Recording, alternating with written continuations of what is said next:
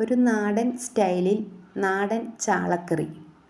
അതിനായി ഒരു തക്കാളി, പച്ചമുളക്, ഇഞ്ചി, കുടംപുളി, കറിവേപ്പില, ആവശ്യത്തിനായിട്ടുള്ള മീൻ, അരമുറി തേങ്ങ, ചെറിയ ഒരു അരമുറിയാട്ടോ ഇത്.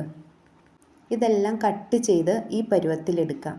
ഞാൻ ഈ തക്കാളിയുടെ തോല് എപ്പോഴും ഇങ്ങനെ കളയാറ്, എന്ത് കറിക്കും ഞാനിങ്ങനെ കളയാറാണ് പതിവ്.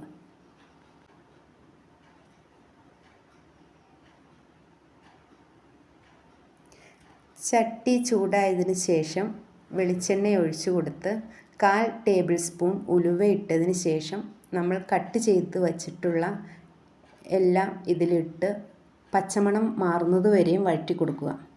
ഈ ചാനൽ സബ്സ്ക്രൈബ് ചെയ്യാനും ഷെയർ ചെയ്യാനും ലൈക്ക് ചെയ്യാനും കമൻ്റ് ഇടാനും മറക്കരുത്. ഇതിലേക്ക് ആവശ്യമായിട്ടുള്ള മഞ്ഞൾപ്പൊടിയും മുളക് പൊടിയും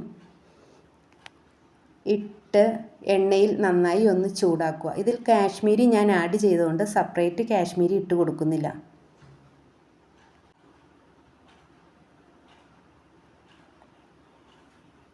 അതിനുശേഷം അതിനാവശ്യമായിട്ടുള്ള ഉപ്പ്, കുടംപുളി ഇട്ടതിന് ശേഷം വെള്ളം ഒഴിക്കുക.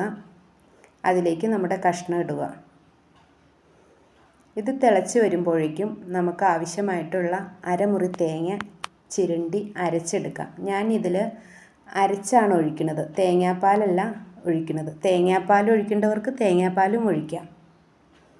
നന്നായി ഒന്ന് തിളച്ചാൽ മതി, നമ്മുടെ കറി റെഡിയാവും. നല്ല ടേസ്റ്റിയാണ്, സിമ്പിളാണ്.